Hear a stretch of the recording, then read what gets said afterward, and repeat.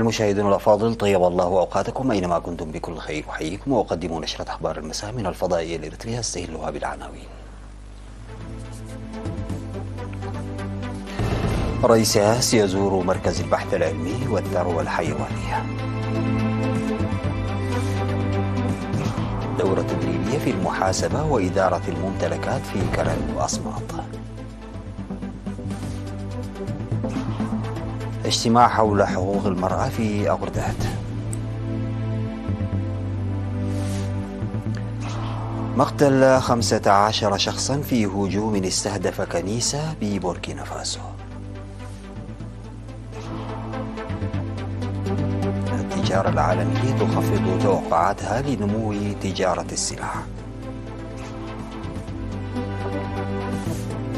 أردوغان يعلن نجاح أول رحلة للبغاة إلى تركيا قاءً.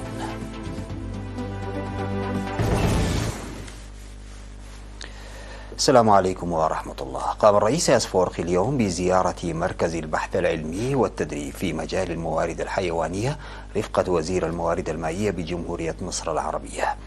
يتخصص المركز الذي يقع على بعد حوالي 100 كيلومتر من القاهرة في تقنيات التربية الحديثة وتهجين وتربية الأبقار الحلوب وتصنيع الألبان ومشتقاته وتنمية الأعلاف الخضراء والخضروات بأنواع محدودة.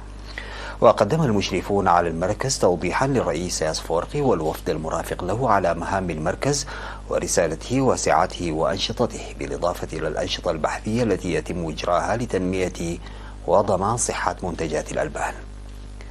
وكان الرئيس إياس أفورقي قد زار يوم الأحد 25 من فبراير المواقع والمتاحف ذات الأهمية التاريخية والدينية التي تعكس الحضارة المصرية القديمة.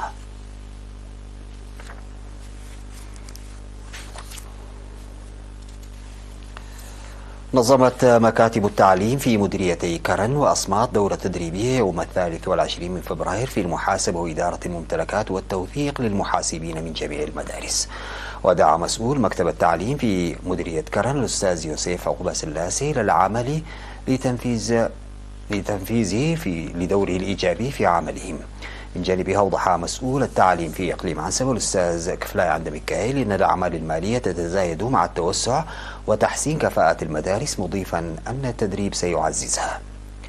تضمن التدريب الذي قدمته وحدة الإدارة والمالية المبادئ التوجيهية للمشتريات واستخدام حسابات الدخل والنفقات ومعدات مراقبة المشتريات وإنشاء لجنة للمشتريات وإجراءاتها وإدارة الأموال واستخدام الخدمات المصرفية والمبادئ التوجيهية المالية وعملية المناقصات وغيرها من المشتريات، وبأنه يجب أن تكون مصحوبة بإيصالات قانونية ويجب إيداع الإيرادات في البنوك وإيقاف المشتريات النقدية وتدقيقها على مستوى المديريات. وحث مدير مدينة كرن السيد رزنار على توفير التدريب المستمر للمشاركين في هذا المجال للتعامل مع الميزانية المستخدمة لتطوير التعليم وإدارتها بشكل صحيح. وفي تدريب مماثل نظم في مديرية أصمات، دعا مدير المديرية السيد عثمان آدم جميع المعنيين على العمل بجد لتنفيذ التدريب لكونه جزءا من الأنشطة التي يتم تنفيذها لتحسين العملية التعليمية. واقترح المشاركون توسيع نطاق التدريبات المماثلة وحل مشكلة نقص الصرافين في المدارس عاجلا.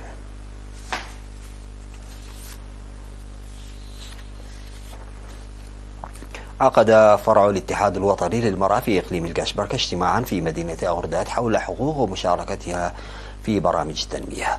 ودعت مسؤولة الفرع السيدة إحدى يوهنس في الاجتماع الذي شاركت فيه المرأة العامل والطالبات، دعت المرأة للقيام بدور رائد لضمان حقوق المرأة الإريترية التي كفلتها سياسات الحكومة وتضحياتها.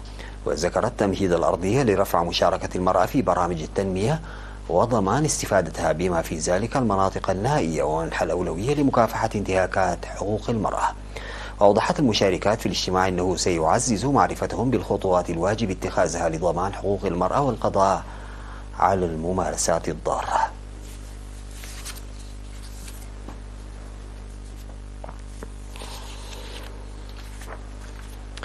تم إنشاء مزرعة أسماك حديثة في حرينا بمديرية قلعلو في إقليم شمال البحر الأحمر. وبحسب مدير الضاحية السيد عبدو إبراهيم فإن المزرعة السمكية الحديثة التي من المتوقع أن تحسن مستوى معيشة النساء وكبار السن تقع على عمق 3 أمتار في البحر وهي مبنية من الخرسانة. وأضاف أن الإدارة قامت بتوزيع المزرعة السمكية على المستفيدين الذين تم تحديدهم. واختتم عبدو حديثه بأن البرنامج خلق فرص عمل وحسن معيشة المستفيدين وساهم في ضمان الأمن الغذائي.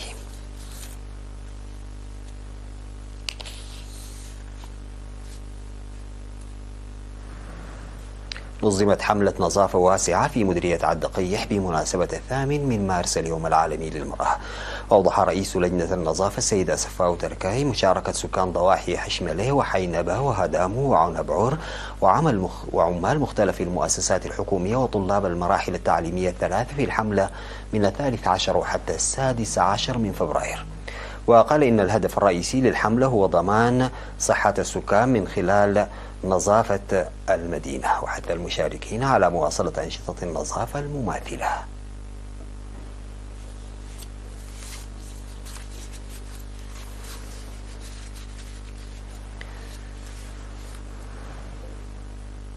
بعد الفاصل سادتي يعود بالأخبار الخارجية.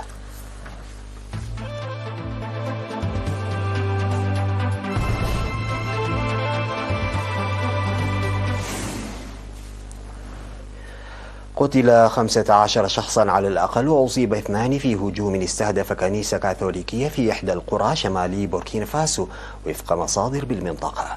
ونقلت وكالة الصحافة الفرنسية عن مسؤول بالكنيسة التي تعرضت للهجوم قوله إن الهجوم وقع خلال تجمع زوار الكنيسة لحضور قداس الأحد. وأكد أن الحصيلة الأولية تشير إلى مقتل 15 شخصا قضى 12 منهم على الفور و3 وافتهم المنية في مركز صحي نقلوا إليه بعد إصابتهم في الهجوم. وتشهد بوركينا فاسو هجمات دموية منذ عام 2015 تنسب لحركات موالية لتنظيمي القاعدة والدولة الإسلامية. وتشير التقديرات إلى أن تلك الهجمات أسفرت عن سقوط نحو 20,000 قتيل وتسببت في نزوح أكثر من 2,000,000 شخص من منازلهم.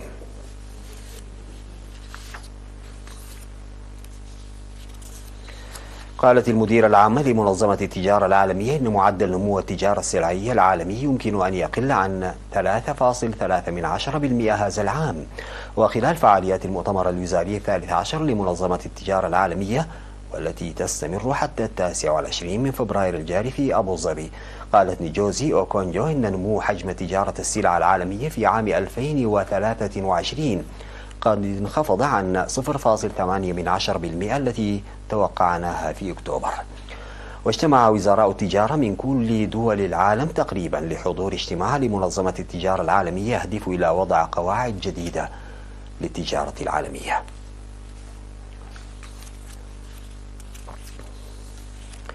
أكملت الطائرة قاآن أول مقاتلة تركية محلية الصنع رحلتها الأولى بنجاح وفقا لما أعلنه الرئيس التركي رجب طيب أردوغان، الذي أكد أن بلاده أنجزت مرحلة مهمة للغاية في إنتاج مقاتلات الجيل الخامس. وبثت الشركة التركية لصناعات الفضاء مقطع فيديو يظهر الطائرة المقاتلة قاآن وهي تقلع ثم تعود إلى قاعدة جوية في شمال أنقرة. وكانت تركيا قد أطلقت عام 2016 مشروعا باسم TFX لإنتاج طائرات مقاتلة محلية الصنع. من ناحية أخرى أبرمت أنقرة في الآونة الأخيرة صفقة لشراء 40 طائرة مقاتلة من طراز F-16 من الولايات المتحدة، بالإضافة إلى 79 من معدات التحديث لأسطولها الحالي من مقاتلات F-16، وذلك بعد تأخيرات طويلة.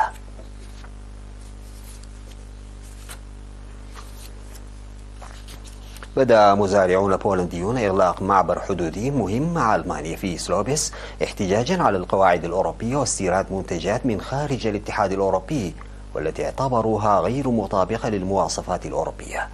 وقالت المتحدثة باسم الشرطة المحلية الإغلاق بدأ بقطع الطريق السريع بالاتجاهين، وكان المزارعون خططوا في البداية إغلاق المعبر لمدة 25 يوما، لكن بعد مباحثات مع السكان ورجال أعمال وشركات النقل قرروا إعادة فتح الطريق على الأرجح حسب ما صرح داريوس فروبيل أحد منظمي التحرك. وتم وصف الأنشطة الزراعية التي تمثل 10% من انبعاثات الكتلة على أنها واحدة من المجالات الأساسية لتقليل انبعاثات غازات الدفيئة في الاتحاد الأوروبي بحلول عام 2040 وفقا لمسودة اطلعت عليها فاينانشال تايمز. في ختام هذه النشرة فيما يلي تذكير بالعناوين. الرئيس سياس يزور مركز البحث العلمي والثروة الحيوانية. دورة تدريبية في المحاسبة وإدارة الممتلكات في كرن وأصمات. اجتماع حول حقوق المرأة في أغرداد.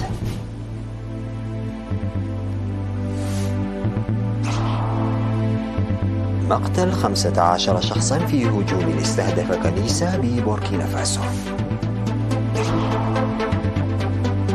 التجارة العالمية تخفض توقعاتها لنمو تجارة السلع. أردوغان يعلن نجاح أول رحلة للمقاتلة التركية قاءً. انتهت نشرة الأخبار قدمتها لحضراتكم من الفضائية الإريترية. شكرا لمتابعتكم. السلام عليكم ورحمة الله تعالى وبركاته.